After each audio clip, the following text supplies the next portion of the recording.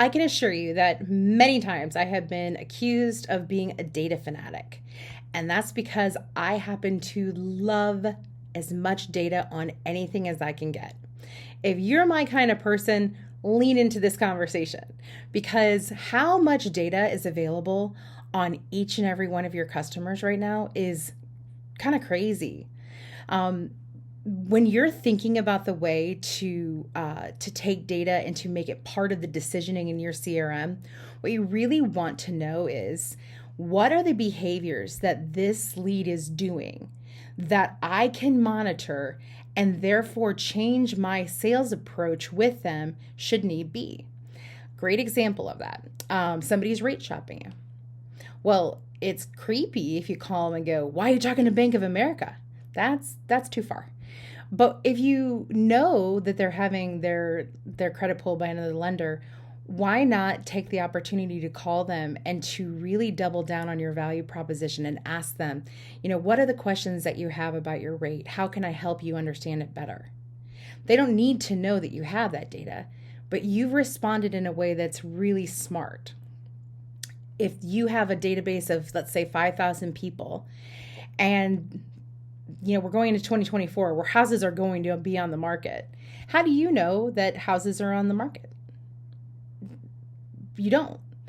But data allows you to do that. And a well-curated database with great marketing is going to allow you to reach out to those people and say, I always promised I was going to do my best by you, and we're going to use every bit of technology to help you save money and make sure you're building equity in your future.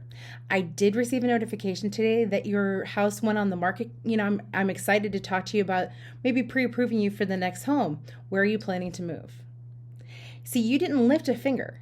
You didn't do a thing, but the technology and the data did it for you. That's what we want. That's the key component to just about everything that you can do. Whether that is monitoring credit, whether that's monitoring behavior, whether that's retargeting somebody, no matter what it is, data has the true ability to round out the avatar of a lead, right? Because you get a lead, it's a name, it's a phone number, it's an email address. But plugged into the right system, it's a general idea of what their credit score is. It's a general idea of how much revolving debt they have. It is really crazy how much information is out there that is easily tapped into.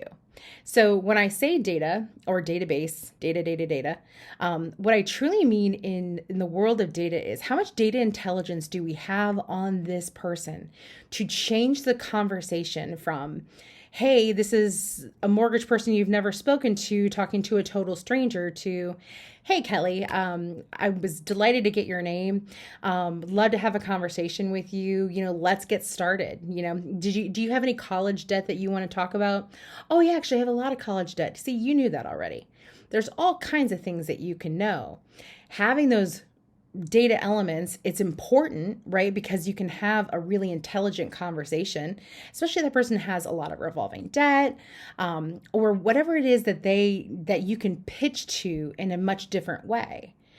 But you need to have sort of that avatar of that person sort of built out. You need to know who they are, what their needs are.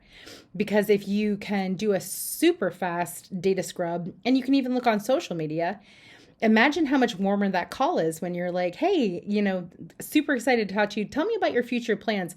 Oh, we're pregnant right now. Congratulations. When's the baby due? You already knew they were pregnant. You're going to remember when they have the baby. You're going to do all the things that you've always wanted to do because that's what your CRM should be doing. And that's how you should be training it. You should be putting notes in to make sure that you are always so good at maintaining and curating those relationships. The data element just helps you have better conversations, alerts you to things that are important, but that relationship is what's key. And it's impossible to have a relationship with 5,000 people, but it's really possible to build a machine that allows you to feel like that customer is the only person in your database.